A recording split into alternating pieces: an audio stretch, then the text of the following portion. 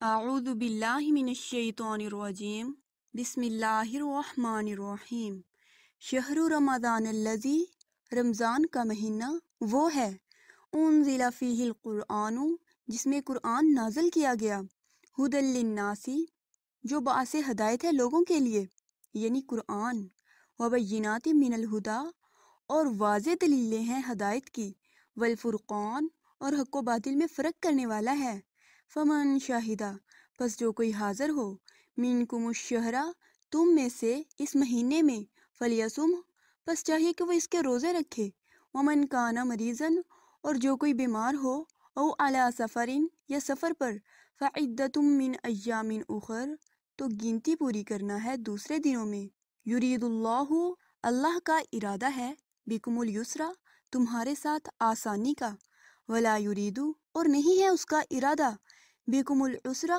تمہارے ساتھ تنگی کا وَلِتُكْمِلُوا الْعِدَّةَ اور تاکہ تم پوری کرو گنتی وَلِتُكَبِّرُوا اللَّهَ اور تاکہ تم اللہ کی بڑائی بیان کرو عَلَى مَا هَدَاكُمْ اس کے مطابق جو اس نے تمہیں ہدایت دی وَلَعَلَّكُمْ تَشْكُرُونَ اور تاکہ تم شکر گزار بن جاؤ۔ اس آیت مبارکہ میں رمضان کی یہ فضیلت بیان ہوئی ہے کہ یہ وہ مہینہ ہے جس میں قرآن مجید نازل کیا گیا۔ قرآن کیا ہے؟ آگے اللہ تعالیٰ اس کی صفات بیان فرما رہے ہیں۔ یہ لوگوں کے لیے باعث ہدایت ہے۔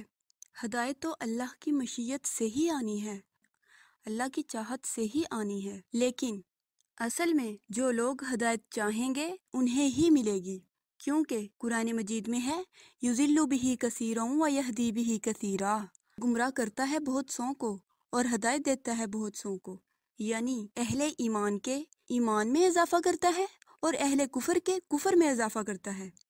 آگے ہے وبینات من الہدی، ہدایت کی واضح دلیلیں ہیں۔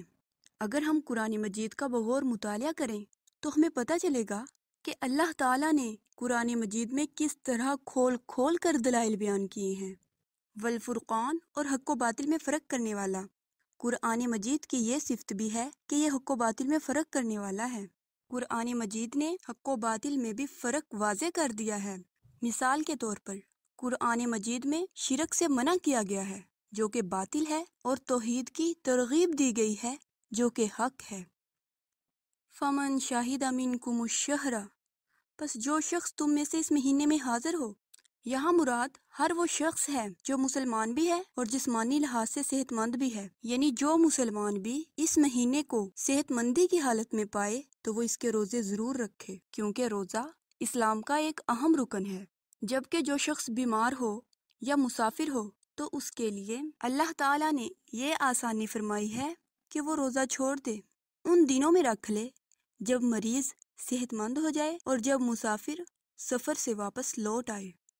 دیکھیں مسلمانوں، دین آسانی کا نام ہے۔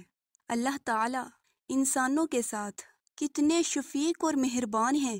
اللہ تعالیٰ نے ہمارے لیے کتنی آسانیاں پیدا فرمائی ہیں۔ آگے اب ہم ہیں، ان آسانیوں سے فائدہ اٹھا لیں یا نہ اٹھائیں، دین کو اپنا لیں یا نہ اپنائیں۔ اگر ہم دین اسلام کو اپنا لیں گے تو دنیا اور آخرت میں انشاءاللہ تعالی کامیاب اور کامران ہو جائیں گے۔ اگر نہیں اپنائیں گے تو ہمیں ہی نقصان اٹھانا پڑے گا۔ اللہ تعالی ہمیں محفوظ فرمائے، آمین۔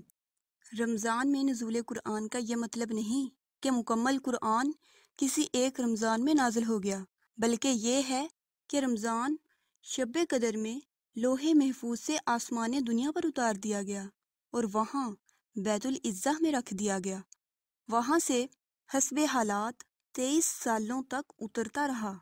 اس لیے یہ کہنا کہ قرآن رمضان میں یا لیلۃ القدر یا لیلہ مبارک میں اترا، یہ سب صحیح ہے، کیونکہ لوح محفوظ سے تو رمضان میں ہی اترا ہے، اور لیلۃ القدر اور لیلہ مبارکہ یہ ایک ہی رات ہے۔ بہر صورت قرآن مجید اور رمضان المبارک کا آپس میں نہایت گہرا تعلق ہے۔